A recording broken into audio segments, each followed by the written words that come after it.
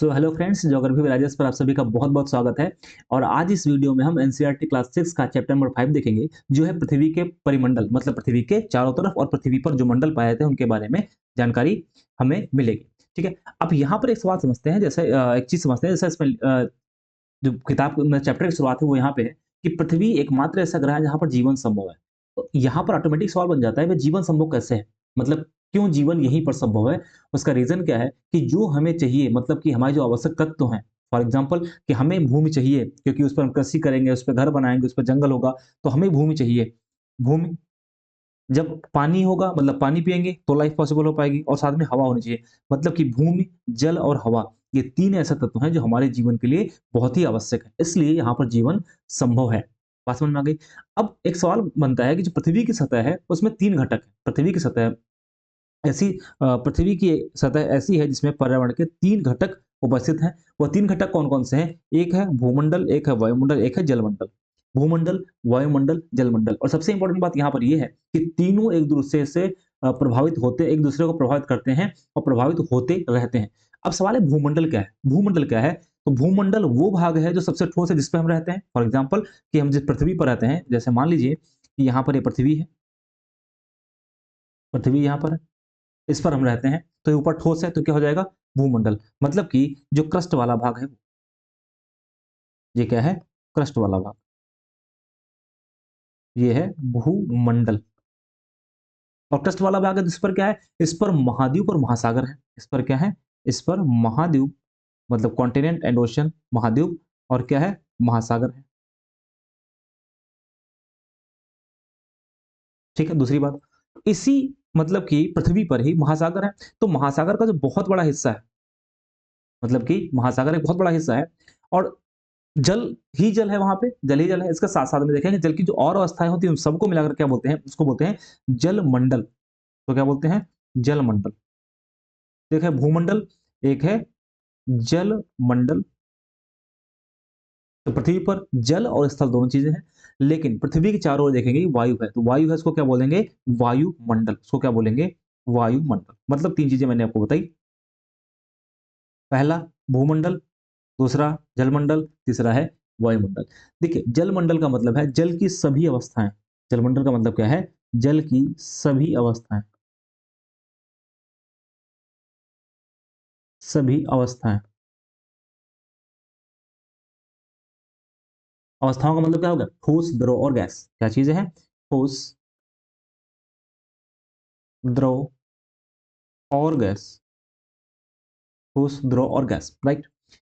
ऐसा ही वायुमंडल है। अगर हम वायुमंडल की बात करते हैं यहाँ पर, जिसको हम एटमॉस्फेयर बोलते हैं, वायुमंडल की बात करते हैं, तो इस वायुमंडल में क्या है?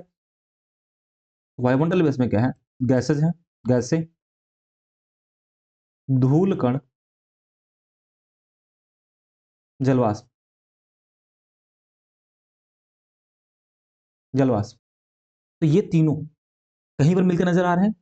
ये तीनों जहाँ पर मिलेंगे, इस जगह पर मिलते नज़र आ रहे होंगे, यहाँ पर, जहाँ पर मिलते नज़र आ रहे हैं उसको क्या बोलते हैं? उसको बोलते हैं बायोस्फीयर, यानी कि जैवमंडल। ये है क्या? जैवमंडल, मतलब कि biosphere, that is called biosphere. और ख़ास बात क्या है कि यहाँ पर जीवन संभव है। यहाँ जीवन संभव है, जीवन संभव है। मतलब कि जहाँ पर भूमंडल, स्थलमंडल, वायुमंडल मिलता है उसको क्या बोलते हैं? उसको बोलते हैं जैवमंडल, यानी कि बायोस्फीयर। और ये यहाँ पर जीवन संभव है। इनमें से अगर कोई चीज़ कम हो जाएगी, अगर जल की प्रॉब्लम हो जाएगी और वायु की प्रॉब्लम हो जाएगी या जो ज़मीन है उसकी प्रॉब्लम हो जाएगी, तो जीवन संभव नहीं रहेगा। यही बात इस पूरे पैराग्राफ में यहाँ से यहाँ तक की बात इसमें लिखी हुई है। आप देख लीजिए, यही बात की जा रही है। इसमें क्या बात की जा रही है? पहले पैराग्राफ में बोला जा रहा है पृथ्वी ठोस भाग जिस पर हम रहते हैं, भूमंडल है। गैस की परतें जो हमारे चारों तरफ घेरती हैं उसको क्या बोलते हैं? वायुमंडल बोलते हैं। और वायुमंडल में क्या होता है? अब इसकी बात करते हैं कि यहाँ पर कौन-कौन सी गैसेज़ हैं, नाइट्रोजन है, ऑक्सीजन, कार्बन डाइऑक्साइड है, और भी गैसेज़ पाई जाती हैं। दूसरी बात, पृथ्वी के बहुत बड़े भाग पर जहाँ जल पाया जाता है उसको क्या बोलते हैं? जलमंडल बोलते हैं। और जलमंडल में जल की सभी अवस्थाएँ होती हैं, ठोस, द्रव, गैस। ठोस, द्रव, गैस मतलब क्या है? ठोस बर्फ, द्रव जल, और गैस का मतलब क्या है? जलवाष्प। और ये जहाँ पर मिलते हैं, जिस भी स्तर पर मिलते हैं उसको क्या बोलते हैं? उसको बोलते हैं जीवमंडल। एक सीमित क्षेत्र है जहां पर जल, स्थल और हवा साथ मिलते हैं, उसको बोलते हैं जीवमंडल। बात समझ में आ गई? अब इसमें इंडिविजुअली इस चैप्टर में बात करनी है कि भूमंडल क्या है, भूमंडल में कौन चीजें आती हैं, वायुमंडल क्या है, उसमें क्या क्या आता है, उसमें कौन कौन सी परत होती है, जलमंडल क्या है, उसमें क्या क्या होता है, उन सबकी बात करेंगे। यहाँ पर बॉक्स में लिखा हुआ है कि जैसे ग्रीक भाषा का एक शब्द है लिथास। क्या शब्द है इसका? लिथास। इसका मतलब होता है पत्थर, और एटमास का मतलब होता है वाष्प, और ह्यूडर का मतलब होता है जल। बायोमास का अर्थ है जीवन। बायोमास का अर्थ है जीवन। तो यहाँ पर लिथो, जैसे लिथोस्फेयर, लिथोस्फेयर, लिथास का मतलब क्या है? पत्थर। एटमॉस्फेयर, एटमॉस का मतलब क्या है? वाष्प। और ह्यूडर, ह्यूडर, ह्यूडर का मतलब जल है, तो हाइड्रोस्फेयर का मतलब क्या हो जाएगा? जल मंडल। यहाँ पर इनके बारे में बात की गई है। अब चलिए बात करते हैं भूमंडल के बारे में। तो भूमंडल क्या है? भूमंडल के बारे में आपने पढ़ा कि पृथ्वी का ठोस भाग, पृथ्वी का ठोस भाग, यह भूप्रकृति की चट्टानों, मिट्टी की परतों से बना होता है, जिसमें जीवों के लिए पोषक तत्व होता है। जैसे एग्जांपल में समझिएगा कि अगर आपने पृथ्वी के बारे में पढ़ा है पहले कहीं, तो वहां पर आपने पढ़ा होगा कि ये यहाँ पर पृथ्वी है, इस तरीके से पृथ्वी है। तो सबसे ऊपर ये जो हिस्सा है, इसको क्या बोलते हैं? इसको बोलते हैं कोर। सबसे ऊपर का जो हिस्सा, उसको क्या, सॉरी, क्रस्ट बोलते हैं। ये क्या हो जाएगा? ये है क्रस्ट। इसके बाद मेंटल, और फिर क्या हो जाएगा? कोर। ये है मेंटल, और फिर क्या हो जाएगा? कोर। आगे आएगा तो हम लोग पढ़ेंगे इसको। तो हम सबसे ऊपर वाले परत में रहते हैं, उसको क्या बोलते हैं? क्रस्ट बोलते हैं। और ये ठोस भाग होता है, ठोस भाग होता है। इसी के ऊपर क्या होता है? महाद्वीप होते हैं, और इसी के ऊपर क्या होता है? महासागर होते हैं। महासागर होते हैं। इसलिए महाद्वीपीय क्रस्ट और महासागर क्रस्ट दो प्रकार के क्रस्ट होते हैं। आगे आएगा तो उसके बारे में पढ़ेंगे। ये जो भूपर्पट्टी है, जिसको क्रस्ट बोलते हैं, इसको भूपर्पट्टी बोलते हैं, ये किससे मिलकर बनी होती है? चट्टानों और मिट्टी की परतों से बना होता है, जिसमें क्या होता है? जीवों के लिए पोषक तत्व होते हैं। ठीक है। पहले ही मैंने आपको बताया पृथ्वी की सतह को दो भागों में बांट सकते हैं, एक तो जल भाग में, एक कौन सा है? स्थल भाग में। जो स्थलीय भाग है, उसको स्थलीय भूभाग, उसको क्या बोलते हैं? उसको महाद्वीप बोलते हैं। और जो बड़े बड़े जलीय भाग है, उसको क्या बोलते हैं? महासागर बोलते हैं। को महासागर बोलते हैं। तो अब सवाल बनता है कि हमारे पृथ्वी पर कितने महाद्वीप और कितने महासागर हैं? तो 7 महाद्वीप हैं और 5 महासागर हैं। आइए इस इमेज को देखते हैं। यहाँ पर आप देख पा रहे होंगे इसमें कौन कौन से महाद्वीप हैं। तो पहला एक नंबर आता है, इसका नाम है एशिया। नंबर 1 और सबसे बड़ा एशिया। अफ्रीका, उत्तरी अमेरिका, दक्षिणी अमेरिका, अंटार्कटिका, यूरोप और ऑस्ट्रेलिया। ऑस्ट्रेलिया। 7 महाद्वीप हो गए। कौन कौन से हो गए? Asia, Africa, north America, south America, Antarctica, Europe और ऑस्ट्रेलिया। कितने हो गए? 7 महाद्वीप। महासागर कौन कौन से हैं? तो महासागर में देखोगे आप, तो महासागर में पैसिफिक, प्रशांत, ये दोनों मिला हुआ है। ग्लोब पर देखेंगे तो साथ में दिखेगा प्रशांत। अटलांटिक, इंडियन यानी कि हिंद महासागर, दक्षिण महासागर, और आर्कटिक महासागर। यानी कि 5 महासागर और 7 महाद्वीप। 7 महाद्वीप कौन से हैं? Asia, Africa, north America, south America, Antarctica, Europe और ऑस्ट्रेलिया। 5 महासागर कौन से हैं? प्रशांत, अटलांटिक, हिंद और दक्षिण महासागर और आर्कटिक। बात समझ में आ गई? अब एक इंपॉर्टेंट बात है कि ये जो एशिया है, ये लार्जेस्ट है, सबसे बड़ा। सबसे छोटा कौन सा है? Australia, smallest. ऐसे ही अगर ओशियन की बात करेंगे, महासागर की बात करेंगे, तो महासागर में प्रशांत सबसे बड़ा है और आर्कटिक सबसे छोटा है, स्मॉलेस्ट है। स्मॉलेस्ट है कौन सा? आर्कटिक महासागर। ठीक है। अब इसको इस तरीके से देखें यहाँ पर कि जो महाद्वीप है 5 है, इसके बारे में मैंने बताया। एशिया, अफ्रीका, उत्तरी अमेरिका, दक्षिणी अमेरिका, अंटार्कटिका, यूरोप और ऑस्ट्रेलिया। महासागर कितने हैं? 5 है। प्रशांत, अटलांटिक, इंडियन, साउथ और जो आर्कटिक महासागर है। इसको शॉर्टकट से याद रखेंगे, पैसा याद रखेंगे, महासागर याद रहेगा। और खास बात यह है, जो मैंने लिखा हुआ है, ये डिक्रीजिंग ऑर्डर में क्षेत्रफल के आधार पर घटता हुआ क्रम है। मतलब कि सबसे बड़ा एशिया, सबसे छोटा ऑस्ट्रेलिया, सबसे बड़ा प्रशांत और सबसे छोटा आर्कटिक महासागर। बात समझ में इतनी आ गई होगी। तो हमने भी पढ़ा जो पृथ्वी है वो 2 भागों में बटी हुई है। कुछ भूभाग है जिसको महाद्वीप बोलते हैं, तो जलीय भाग इसको क्या बोलते हैं? इसको बोलते हैं महासागर। और इनको मैंने आपको मैप पर दिखाई दिया, आपको सारी बातें समझ में आ गई होंगी। ठीक है। और ये यहाँ पर इंफॉर्मेशन दी गई है कि समुद्री जल का तल सभी जगह बराबर होता है। जैसे पानी है तो भाई हर जगह बराबर होता है। तो कहीं की भी ऊंचाई को मेजर किया जाता है तो क्या लेते हैं, समुद्र तल की बात करते हैं, जिसे शून्य माना जाता है, जिसे क्या माना जाता है, शून्य माना जाता है। ठीक, अब दो इंपॉर्टेंट बातें, विश्व का जो सबसे ऊंचा पर्वत है, सबसे ऊंचा पर्वत है वो कौन सा है, वो है हिमालय। विश्व का सबसे ऊंचा पर्वत कौन सा है, हिमालय। और उस हिमालय में विश्व की सबसे ऊंची चोटी, इसको क्या बोलते हैं, माउंट एवरेस्ट बोलते हैं, जो कि समुद्र तल से कितना है, 4848, मतलब 8848 मीटर ऊंचा है। कौन, माउंट एवरेस्ट। और इसी पृथ्वी पर, ये तो स्थल में होगा, अ,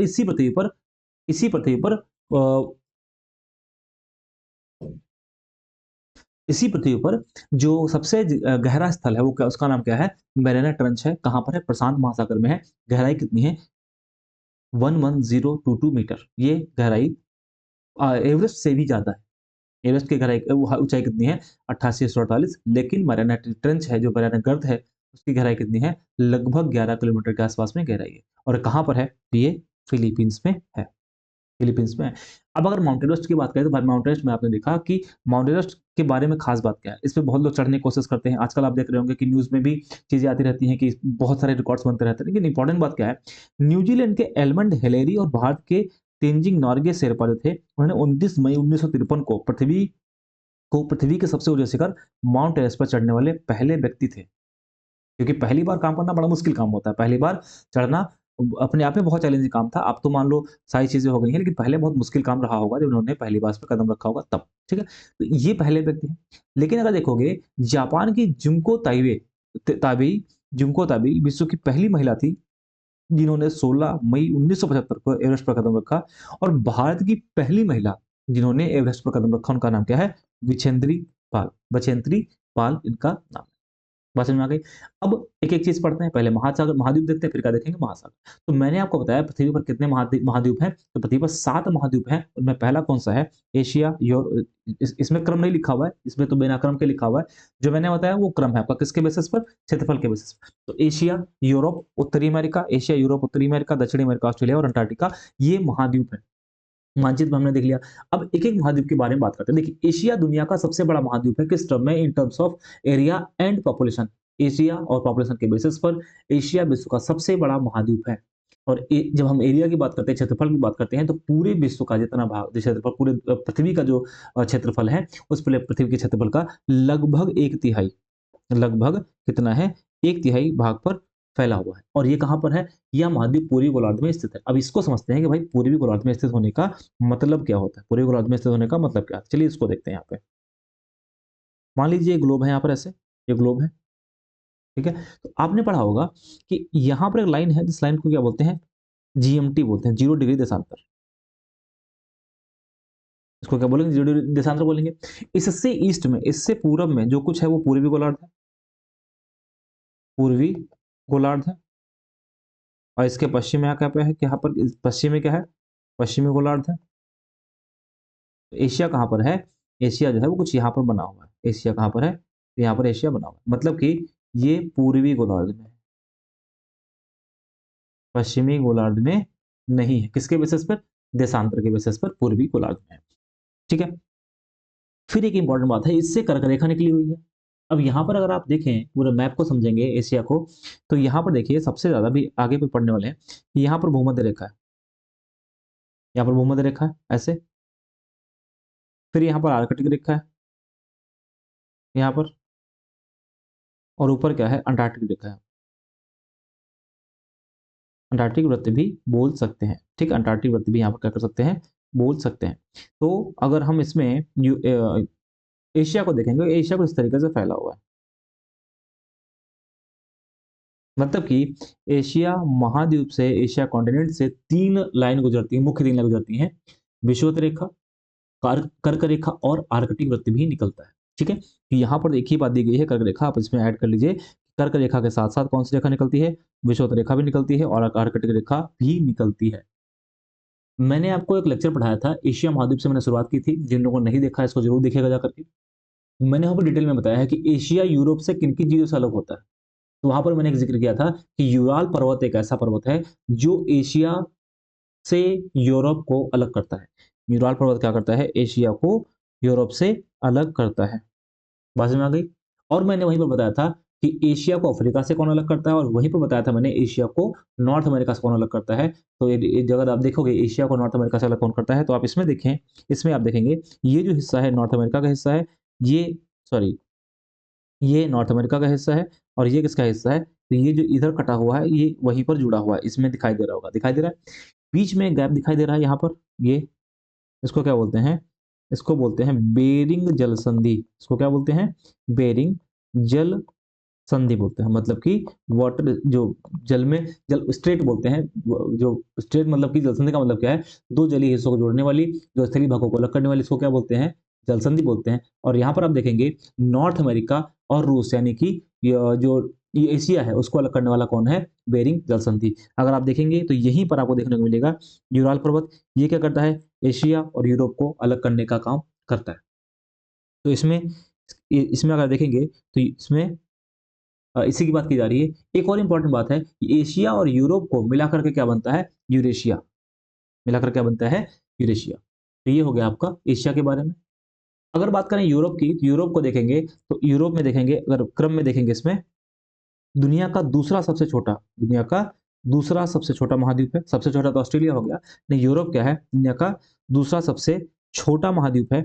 और खास बात क्या है कि ये इससे होकर आर्कटिक वृत्त का क्या होता है, गुजरता है, इससे होकर आर्कटिक वृत्त यहाँ पर देखेंगे, तो आर्कटिक वृत्त क्या होगा, गुजरेगा यहाँ पर, इसी के आसपास ऐसा लाइन होगी, वो गुजरती होगी, ठीक है।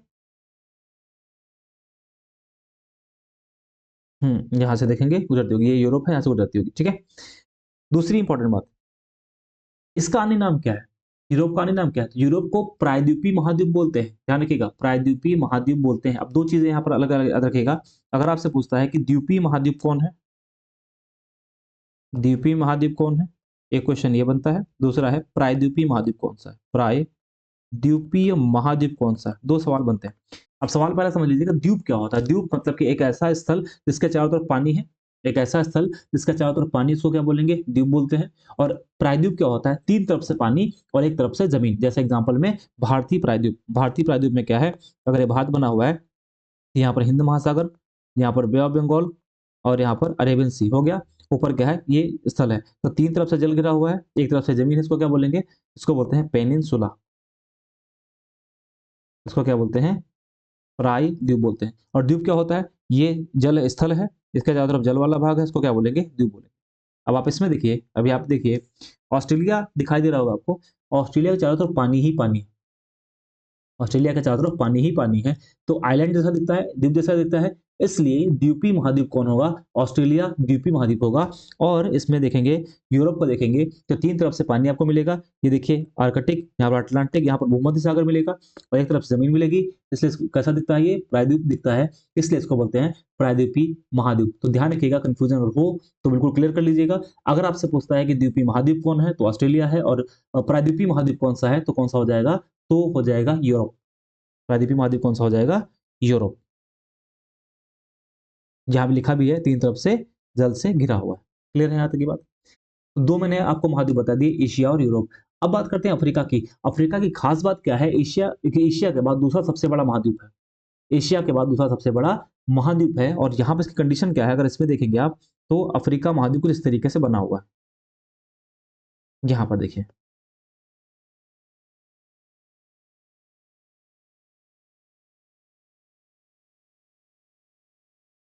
कुछ इस तरीके से बना हुआ अफ्रीका महाद्वीप यहाँ पे मिलेगा।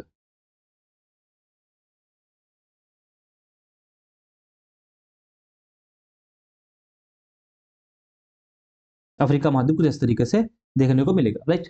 अब एक इंपॉर्टेंट बात, यहाँ पर कुछ इस तरीके से, ठीक है, यहाँ पर एक इंपॉर्टेंट बात ये है, अगर आप देखें तो 0 डिग्री क्या करता है, उत्तरी गोलार्ध और दक्षिणी गोलार्ध में बांटता है। 0 डिग्री क्या करता है, उत्तरी गोलार्ध दक्षिणी गोलार्ध में बांटता है। कौन सा जीरो, विषुवत, इक्वेटर। और 0 डिग्री देशांतर क्या करता है, पश्चिमी पूर्वी गोलार्ध में बांटता है, पश्चिमी और पूर्वी गोलार्ध में बांटता है। अब आप देखिए, चार गोलार्ध हो गए, उत्तर दक्षिण पूर्व पश्चिम। अफ्रीका दुनिया का एकमात्र ऐसा महाद्वीप है जो चारों गोलार्धों में स्थित है, जो चारों गोलार्धों में स्थित है। जस्ट एक मिनट रुकिए, मैं आपको दिखाता हूँ। आपको दिखाई दे रहा होगा यहाँ में। तो यहाँ पर आप देखिए कि इस जगह पर, यहाँ पर देखिए ये इक्वेटर हो गई, ये ज़ीरो इक्वेटर हो गई। यहीं पर देखिए ये कर्क हो गई, ये मकर हो गई, और इसी में आप देखेंगे यहाँ पर ज़ीरो हो गई। कौन सी ज़ीरो? जीएमटी, ये zero 23.5 north, 23 half and south. इसके बेसिस पे देखेंगे तो ये उत्तरी गोलार्ध, नॉर्दर्न हेमिस्फीयर, ये सदर्न हेमिस्फीयर, इसके बेसिस पर ईस्टर्न हेमिस्फीयर, इसके बेसिस पर वेस्टर्न हेमिस्फीयर। कितने गोलार्ध हो गए? 4। कितने गोलार्ध हो गए? 4।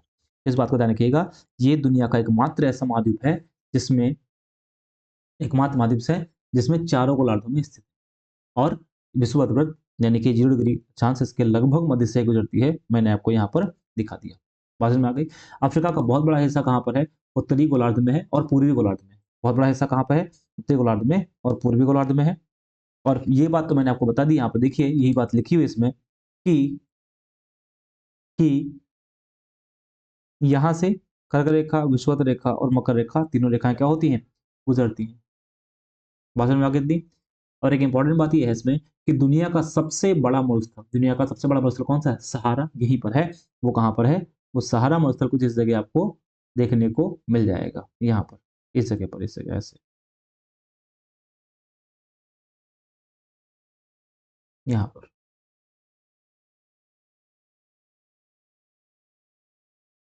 यहाँ पर सहारा मरुस्थल यहाँ पर देखने को आपको मिल जाएगा। क्लियर है? दुनिया का सबसे बड़ा मरुस्थल कौन सा? सहारा, यहाँ पर आपको देखने को मिल जाएगा। ठीक है। अब एक और बात करते हैं, विश्व की सबसे लंबी नदी अफ्रीका से होकर गुजरती है। विश्व की सबसे लंबी नदी कौन सी है? तो नाइल रिवर, नील नदी क्या है? विश्व की सबसे लंबी नदी है। और कहाँ से होकर गुजरती है? अफ्रीका से होकर गुजरती है। बात समझ में आ गई? यहाँ पर देखेंगे तो ये रही नाइल रिवर, जो कि देखो यहाँ से ऐसे ऐसे निकलते हुए जा रही है, यहाँ पर ये है, और भूमध्य सागर में अपना मुहाना बनाती है। ठीक है, तो हमने पढ़ लिया अफ्रीका के बारे में। अब बात करते हैं उत्तरी अमेरिका में। उत्तरी अमेरिका की खास बात क्या है? दुनिया का तीसरा सबसे बड़ा महाद्वीप है। और सबसे इंपॉर्टेंट बात है कि यहां पर आप देखेंगे इस जगह पर, तो उत्तरी अमेरिका और दक्षिणी अमेरिका किससे अलग है? उत्तरी अमेरिका और दक्षिणी अमेरिका किससे अलग है? तो ये अलग है पनामा जलसंधि से। उत्तरी अमेरिका, दक्षिण अमेरिका किससे अलग है? तो पनामा जलसंधि से अलग है। बात समझ में आ गई? जलसंधि क्या होती है मैंने आपको पहले बताया। जलसंधि क्या होती है कि एक ऐसा स्ट्रक्चर जो जलीय भागों को जोड़ता है और स्थलीय भागों को अलग करता है, उसको क्या बोलते हैं? जलसंधि बोलते हैं। और स्थल संधि क्या होता है? नाम में लिखा, संधि का मतलब जोड़ना। स्थल संधि का मतलब होता है कि दो स्थलीय भागों को जोड़े और दो जलीय भागों को अलग करे, इसको क्या बोलते हैं? उसको बोलते हैं स्थल संधि। यहाँ तक की बात आपको समझ में आ गई। और एग्जाम्पल भी दे रखा है कि पनामा जो है वो स्थल संधि है। पनामा क्या है? यहाँ पे स्थल संधि देखने को मिल जाएगी। और जल संधि क्या है? जैसे भारत और श्रीलंका के बीच में पाल्क जल संधि की बात की जाती है। ठीक है। बाकी इस पे एक बात बताई गई है, जो हाँ, जो ये जो मैंने बता दिया आपको, दक्षिण अमेरिका से ये जुड़ा हुआ है, जिसे पनामा स्थल संधि कहते हैं। ठीक है। अब एक और बात है कि यह जो है, मतलब यह जो महाद्वीप है कौन सा? उत्तरी अमेरिका महाद्वीप, यह पूरी तरह से कहां पर है? उत्तरी और पश्चिमी महाद्वीप में है। उत्तरी और पश्चिमी महाद्वीप में है कौन? उत्तरी अमेरिका महाद्वीप। और यह तीन महाद्वीप तीन महासागरों से घिरा है। इन महासागरों के नाम बताओ कौन से? नाम बताओ कौन से हैं?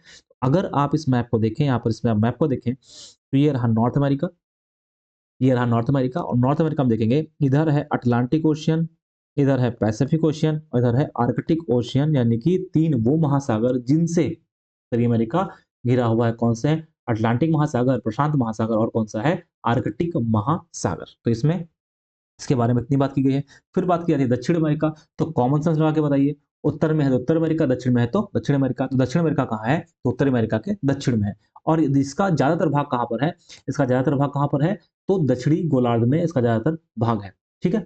अब एक इंपॉर्टेंट बात है, नॉर्थ अमेरिका में पूछ रहा है कि भाई कौन से महासागर इसके आसपास में है। तो साउथ अमेरिका में पूछेगा इसके कौन से महासागर आसपास में। तो आप इसमें देख लीजिए, यहीं पर ये साउथ अमेरिका है, कौन कौन से महासागर है इसके आसपास में? तो यहाँ पर अटलांटिक महासागर, यहाँ पे लिखा भी है, यहाँ पर अटलांटिक महासागर है ये। और कौन सा है? ये प्रशांत।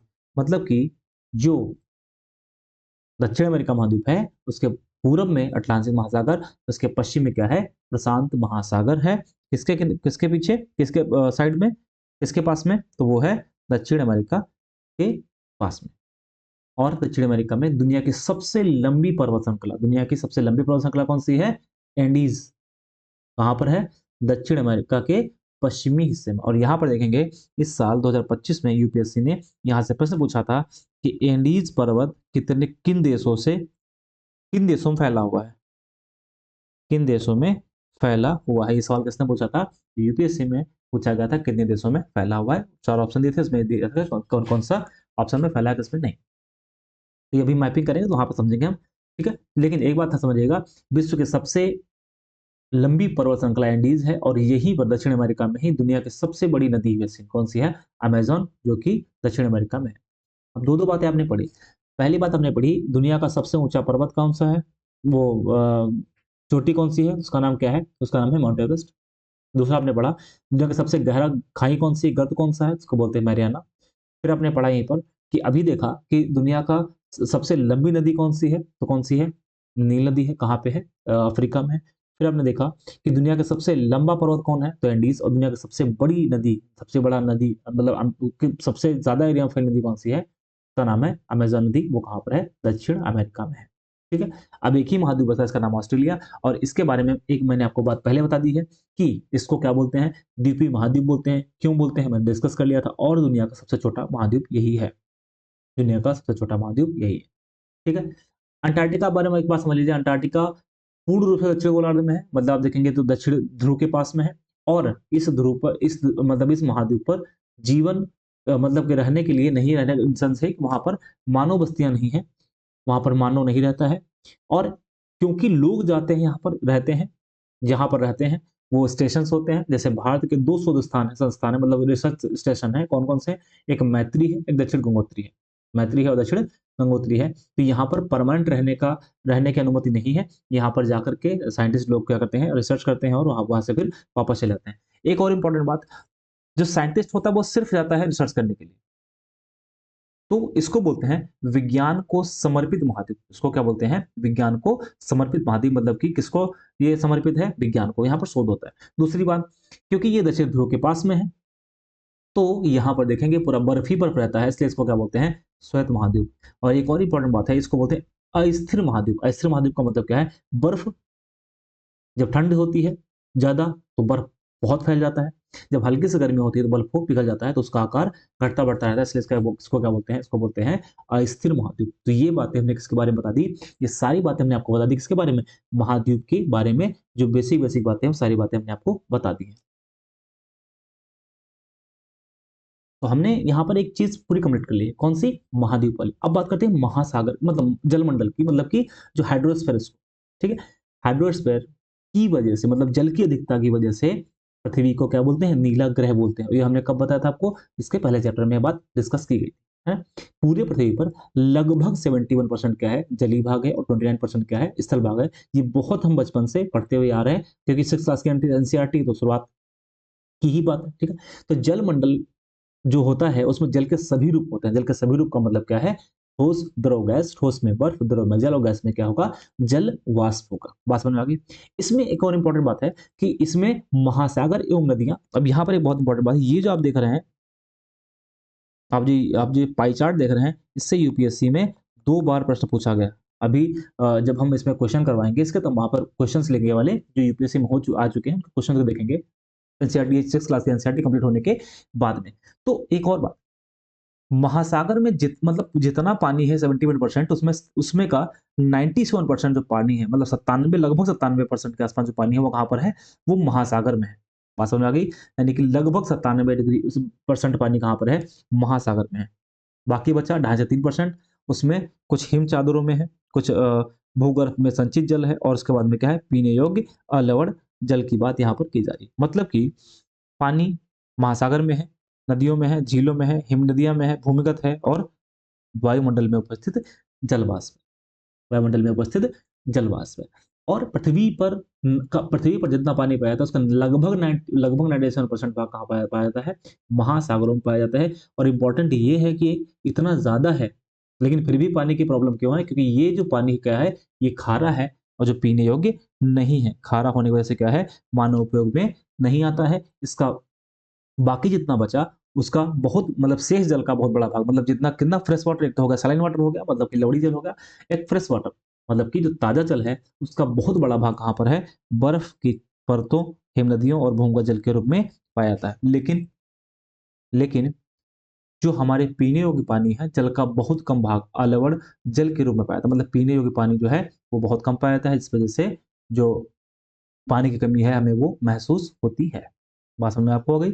अब बात करते हैं महासागर की। भाई महासागर का मतलब है पानी का बहुत बड़ा भाग, पानी का बहुत बड़ा भाग। तो महासागर की बात करेंगे तो वो जलमंडल के ही भाग है, क्योंकि सारे रूप आते हैं उसमें, तो ये द्रव है तो जलमंडल आएगा। मैंने बताया था महासागर 5 हैं। कौन-कौन से महासागर 5 हैं? प्रशांत महासागर, अटलांटिक महासागर, हिंद महासागर, दक्षिण महासागर और क्या है? आर्कटिक महासागर। इसके बारे में मैंने आपको सारी बातें बताई। और ये जो महासागर है, ये हमेशा गतिशील होता है। गतिशील का मतलब क्या है? इसके पानी में हमेशा मूवमेंट होता है। जैसे एग्जांपल समझिएगा, कि जो स्थल मंडल है वो तो स्थिर है, मतलब उसमें कोई तो हलचल तो होगी नहीं, क्योंकि वो बिल्कुल फिक्स है, स्थिर है। लेकिन जल क्या है? द्रव है, तो उसमें हलचल होती है। वो हलचल 3, वो जो हलचल है या कह सकते हैं जो गतिविधियाँ हैं, जो या उसमें बोल सकते हैं जो गतियाँ हैं, वो 3 होती हैं, कौन-सी हैं? एक है ज्वार-भाटा, एक है तरंगे और क्या है? महासागरीय धाराएँ। एक होता है ज्वार-भाटा, एक होता है तरंगे, एक होता है महासागरीय धाराएँ। ये 3 वो मुख्य गतियाँ हैं जिनकी वजह से महासागर हमेशा क्या होता है? गतिशील होता है, गतिशील होता है। यहाँ तक की बात आपको समझ में आ गई होगी। तो जैसे महाद्वीप के बारे में सारी बातें करी गई हैं, सभी महाद्वीप के बारे में बेसिक-बेसिक बात बताई गई है, वैसे ही हर एक महासागर के बारे में सारी बात करी गई है। पहला कौन-सा है? पहला प्रशांत महासागर। पहला कौन-सा महासागर है? प्रशांत महासागर। पहला प्रशांत महासागर है। करेक्ट, पहला प्रशांत महासागर है। तो 2 बातें तो आपको पहले से पता है जो मैंने बता रखी। पहली बात है कि प्रशांत महासागर दुनिया का सबसे बड़ा महासागर है। दूसरी बात, यह पृथ्वी के 1/3 भाग पर फैला है और तीसरी इम्पोर्टेंट बात, इसमें एक बहुत अभी आपने पढ़ा था, सबसे दुनिया का सबसे गहरा गर्त प्रशांत महासागर में, उसका नाम क्या है? मैरियाना गर्त। उसका नाम क्या है?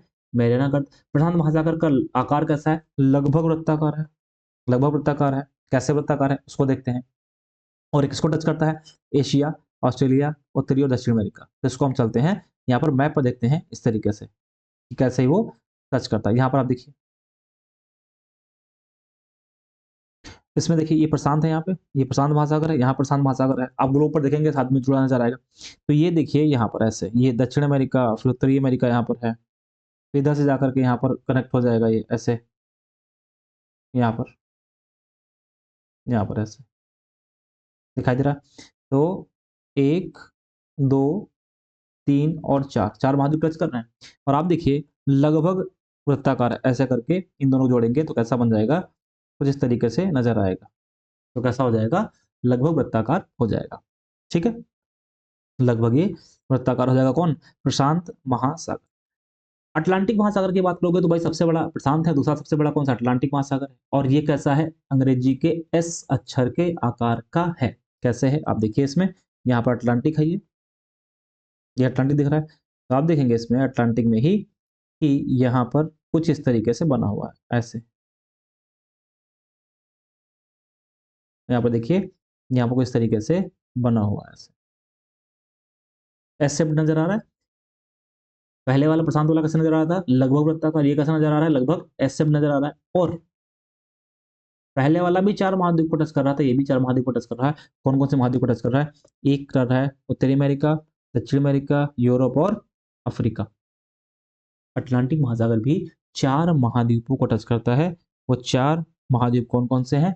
एक है उत्तरी अमेरिका, दक्षिणी अमेरिका, यूरोप और अफ्रीका। यूरोप और अफ्रीका। बात समझ में आ गई? तो यहाँ पर वही बात लिखी है कि ये पश्चिमी किनारे पर उत्तरी अमेरिका, दक्षिण अमेरिका टच करते हैं और यूरोप और अफ्रीका को टच करते हैं। ठीक है?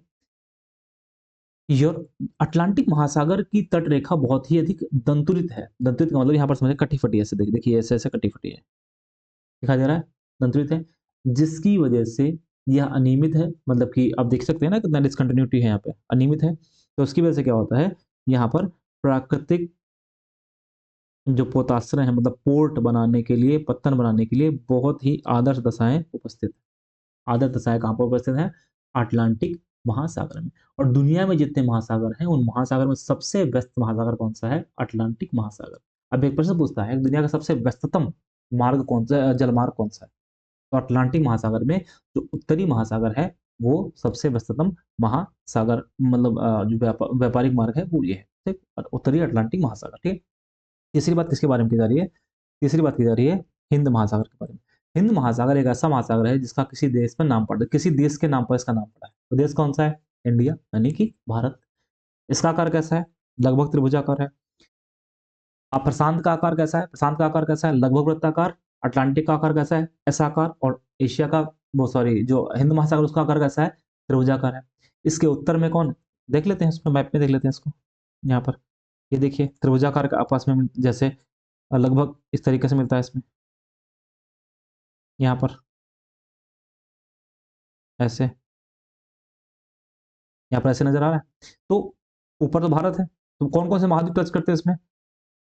अफ्रीका, एशिया और ऑस्ट्रेलिया। कौन कौन से महाद्वीप टच करते हैं? अफ्रीका, एशिया और ऑस्ट्रेलिया, तीन महाद्वीप इसको यहाँ पर टच करते हैं, ठीक है? तो ये हमने किसके बारे में पढ़ लिया? हमने पढ़ लिया हिंद महासागर के बारे में। अब दक्षिण अटलांटिक महासागर जो है वो अंटार्कटिका महाद्वीप, दक्षिण जो महासागर है वो अंटार्कटिका महाद्वीप के चारों ओर फैला हुआ है, चारों ओर फैला हुआ है। और यह अंटार्कटिका महाद्वीप से उत्तर की ओर 60 डिग्री दक्षिण अक्षांश तक फैला हुआ है। अब इसके बाद ये बहुत इंपॉर्टेंट नहीं है, अब लास्ट बात कर ली जाए, मतलब जो महासागर उसमें इसको क्या बोलते हैं? आर्कटिक महासागर। आर्कटिक महासागर कहाँ है? उत्तरी ध्रुव वृत्त में स्थित है। कहाँ पर है? उत्तरी ध्रुव वृत्त में स्थित है। यह उत्तर ध्रुव के चारों ओर फैला हुआ है, जैसे कि दक्षिण ध्रुव के मतलब कि जो अंटार्कटिका महाद्वीप है उसके चारों ओर फैला कौन है? दक्षिण महासागर। वैसे ही उत्तर ध्रुव के चारों कौन फैला हुआ है? आर्कटिक महासागर। और यह प्रशांत महासागर से छिछले जल वाले एक सक्रिय भाग से जुड़ा हुआ है, जिससे बेरिंग जल के नाम से जाना जाता है, ठीक है? अभी मैंने आपको बेरिंग के बारे में सारी बातें बताई थी। और किसको टच करता है? तो उत्तरी अमेरिका और यूरेशिया को टच करता है। तो हमने दो बातें पढ़ ली, स्थलमंडल पढ़ लिया, जलमंडल पढ़ लिया। अब क्या हमें पढ़ना है इसमें? वायुमंडल। देखिए वायुमंडल में तो नाम लिखा है वायुमंडल, मंडल का मतलब है घेरा, चारों तरफ, मतलब एटमॉस्फेयर। पृथ्वी के चारों ओर गैसों का एक आवरण, पृथ्वी के चारों ओर गैसों का एक आवरण, जिसको वायुमंडल कहते हैं, जिसको वायुमंडल कहते हैं। और सबसे इंपॉर्टेंट बात है कि वायुमंडल है इसलिए यहाँ पर कह सकते हैं कि लाइफ पॉसिबल देखने को नजर आती है। क्यों? कि इसी वायुमंडल से हमको सांस लेते हैं, मतलब इसी वायुमंडल से हमको जो ऑक्सीजन मिलती है वो कहाँ से मिलती है? इसी वायुमंडल से मिलती है। और दूसरी इंपॉर्टेंट बात, इस वायुमंडल या जो वायुमंडल है ये सूर्य से आने वाली हानिकारक किरणों से भी बचाता है, जिसको बोलते हैं अल्ट्रावायलेट रेज। आपने इसके बारे में पढ़ा होगा, ठीक है? तो अगर वायुमंडल को क्लासिफाई करें तो कैसे कर सकते हैं? इसको कुछ परतों में बांटा गया है, कुछ परतों में बांटा गया है। जैसे एग्जांपल की बात करते हैं तो पहले जो पैराग्राफ में पहले में क्या लिखा है, जो मैंने बताया वही लिखा हुआ है कि हमारी पृथ्वी चारों ओर गैसों से, एक गैस की परत से घिरी हुई जिसे वायुमंडल कहते हैं। और इसके साथ में वायु की पतली परत, वायु की पतली परत,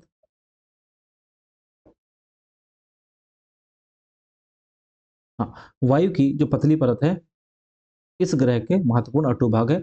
यह हमें ऐसी वायु प्रदान करती है जिससे हम सांस लेते हैं, और वायुमंडल में हम लोगों को सूर्य की कुछ किरण, हानिकारक किरणों से बचाता है वायुमंडल, ठीक है?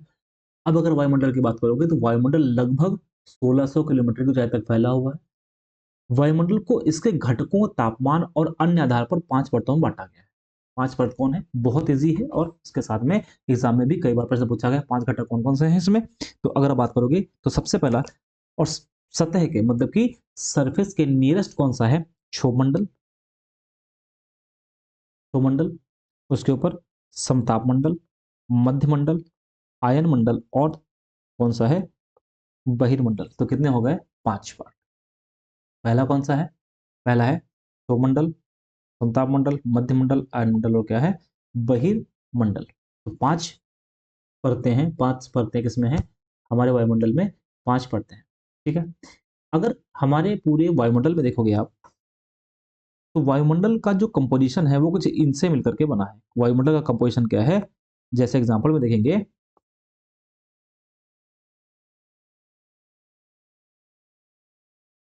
इसमें गैसें, जलवाष्प और एरोसॉल। गैसें कौन सी हैं? Nitrogen, oxygen, carbon dioxide, argon, ये सारी गैसें। इसमें से दो मेन गैसें हैं, इसमें एक कौन सी है? एक का नाम है नाइट्रोजन, दूसरे का नाम क्या है? ऑक्सीजन। नाइट्रोजन लगभग 78% है, और ऑक्सीजन कितनी है, लगभग 21%। और दोनों को मिला देंगे तो लगभग लगभग 99% जो गैसें हैं, जो लगभग 99% गैसें हैं, वो कौन है, ये दोनों गैसें। जलवाष्प कितना होता है, 1 से 4% के आसपास में होता है। और एरोसॉल भी बहुत मतलब डिपेंड करता है कि कौन सी जगह है। ठीक है। वायुमंडल की मुख्य गैस कौन सी, मुख्यतः ऑक्सीजन और नाइट्रोजन बनाती है, जो कि साफ तथा शुष्क हवा का 99% है। ये हमने आपको डिस्कस पहले ही कर लिया, इसमें 99% है। नाइट्रोजन 78, ऑक्सीजन 21 तथा दूसरी अन्य गैसें कार्बन डाइऑक्साइड, ऑर्गन आदि हैं जिनकी मात्रा 1% से भी कम है। ऑक्सीजन सांस लेने के लिए आवश्यक है। नाइट्रोजन प्राणियों के जो प्राणी हैं उनकी वृद्धि के लिए आवश्यक। कार्बन डाइऑक्साइड यद्यपि बहुत कम है, लेकिन इंपॉर्टेंट बात क्या है, लेकिन यह पृथ्वी द्वारा छोड़ी गई ऊष्मा को अवशोषित करती है, जिससे हमारी पृथ्वी गर्म रहती है और पेड़ पौधों के लिए आवश्यक है। अब एक बात समझिएगा, यहाँ पर कोई भी गैस अनावश्यक नहीं है, कोई भी गैस अनावश्यक नहीं है। नेचर ने हमारे लिए सारी चीजें बहुत सटीक बना करके दी है, बहुत कह सकते हैं कि अच्छे से बना करके दी है। अगर इसमें छेड़छाड़ होगी तो फिर दिक्कत होगी। जैसे एग्जांपल में कार्बन डाइऑक्साइड के बढ़ने से प्रॉब्लम बढ़ रही है। जो कार्बन डाइऑक्साइड पहले से अवेलेबल है, जो प्रेजेंट है हमारे एटमॉस्फेयर में, उससे किसी को दिक्कत नहीं है। अगर वो बढ़ेगी तो गर्मी भी बढ़ेगी, क्योंकि पृथ्वी द्वारा छोड़ी गई जो दीर्घ तरंगी जो दीर्घ तरंगे हैं उनको ट्रैप कर लेगी, जिससे हमारी पृथ्वी पर गर्मी बढ़ जाएगी। बात समझ में आ रही है।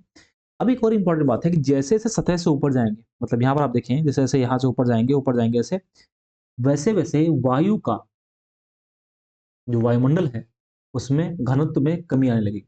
मतलब कि कुल मिला के हम ये बोल सकते हैं कि सतह से ऊपर जाने पर, ये सरफेस है, इससे ऊपर जाने पर क्या होगा, घनत्व में कमी आएगी। घनत्व में क्या होगा, कमी आएगी। एक और इंपॉर्टेंट बात, जब आप सतह से ऊपर जाएंगे तो तापमान में भी कमी आती है। तापमान में भी कमी आती है। कितनी, 165 मीटर पर कितना, 1 डिग्री टेम्परेचर क्या होता है, डिक्रीज होता है, जिसे कहते हैं normal lapse rate. Normal lapse rate बोलते हैं, यानी कि सामान्य पतन दर बोलते हैं इसको। क्या बोलते हैं, सामान्य पतन दर बोलते हैं। ठीक है, सामान्य पतन दर को यहाँ पर बोलते हैं। तो ऊंचाई के साथ वायुमंडल के घनत्व में भिन्नता आती है। यह घनत्व समुद्री तल पर सबसे अधिक होता है, समुद्र पर सबसे अधिक होता है। और जैसे जैसे ऊपर जाते हैं वैसे क्या होता है, ये घटने लगता है। इसलिए सबसे इंपॉर्टेंट बात समझिएगा, आपने देखा होगा यहाँ पर देखिए, ये पर्वतारोही जा रहा है, ये पर्वतारोही जा रहा है। ये पर्वतारोही अपने साथ में क्या लेके जाता है, गैस का सिलेंडर, ऑक्सीजन का सिलेंडर लेकर जाता है। क्यों, क्योंकि जैसे जैसे ऊपर जाएंगे वैसे वैसे घनत्व कम होने लगता है। घनत्व कम होने की वजह से सांस लेने में कठिनाई होती है, जिसको पूरा करने के लिए क्या करते हैं, ऊपर